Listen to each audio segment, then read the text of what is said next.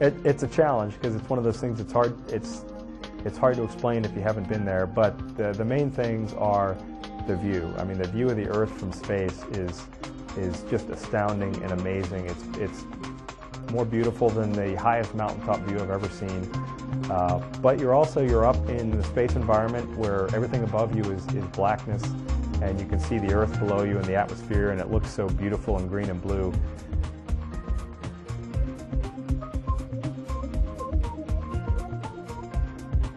I think the moment that stood out for me was my first real look at the Earth on my first mission. You launch and you're very busy for 8 to 10 minutes as the engines are going and getting you safely into orbit, and then you're still quite busy for the next whole orbit basically as you get the orbiter changed around from being a rocket on launch to being an orbital vehicle. We're busy in the front, we've got our suits on, it's kind of uncomfortable, and then there was a moment about an hour into the flight where I happened to look out to my right, out my right window, and I looked down and we were over the Pacific and there was Hawaii right below us, and it looked just huge. We were only about maybe 90 miles up at that point, which seems like a long way up, but the Earth looks pretty big from there. And I just saw the beautiful Hawaiian Islands passing underneath as we went over at 5 miles a second, and that was just an amazing sight. That really burned into my memory from my first mission.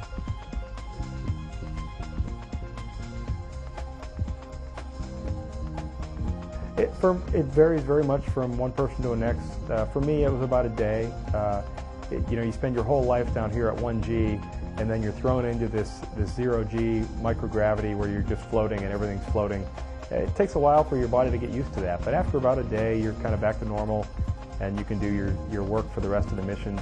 And it's the same in reverse when you come home. You've spent almost 2 weeks up in 0G, and you come back on entry and into land, and it takes your body a couple days to kind of get used to being back down here in this 1G environment.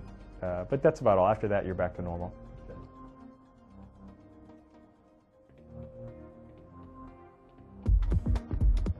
It's a very different experience. I mean, the shuttle's coming in as a glider, so we're very interested after we do our deorbit burn on the other side of the world, basically, of tracking our progress very carefully across the Pacific and then across Mexico and the Caribbean as we come into the Kennedy Space Center. And then once you get close to the Kennedy Space Center, coming in on that steep dive, lining up with the runway and getting it touched down much faster than an airliner or even a tactical jet would touch down. We've spent a lot of time practicing, a lot of practice approaches.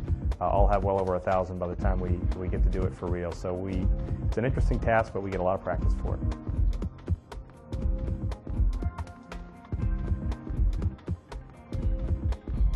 Probably all of the folks that are currently astronauts, we didn't think we were going to be astronauts when we grew up. We just decided to do something that we really loved and were really interested in, and we went down a path that eventually we found out, hey, I could apply to NASA with this resume. So we did, and then we were very lucky to be picked.